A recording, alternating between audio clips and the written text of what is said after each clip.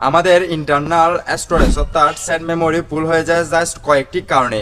আমাদের মোবাইলে ভাইরাস জমা হয়ে রয়েছে, এগুলো ডিলিট করতে না জানার কারণে আমাদের সেট মেমোরি ফুল হয়ে রয়েছে।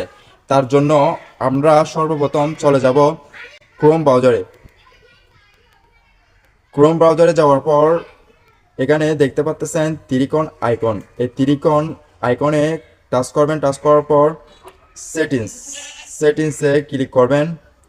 ক্লিক করে একটা স্ক্রল করে নিচের দিকে আসবেন। আসার পর এখানে দেখতে পাচ্ছেন সাইট সাইট সেটিংয়ে ক্লিক করবেন। ক্লিক করার পর স্ক্রল করে একটু নিচের দিকে আসবেন। আসার পর একদম লাস্টে এখানে দেখতে পাচ্ছেন ডাটা স্টোরেজ এখানে ক্লিক করবেন। এখানে ক্লিক করার পর এখানে দেখতে পাচ্ছেন গ্রামীণ ফোন কম 88 MB 2.5 MB, এভাবে এগুলো যেগুলো আমরা সার্চ করেছি এগুলো স্টোরেজে সেভ হয়ে যাওয়ার কারণে আমাদের এই সেট মেমোরি ফুল হয়ে রয়েছে। আপনারা কি করবেন,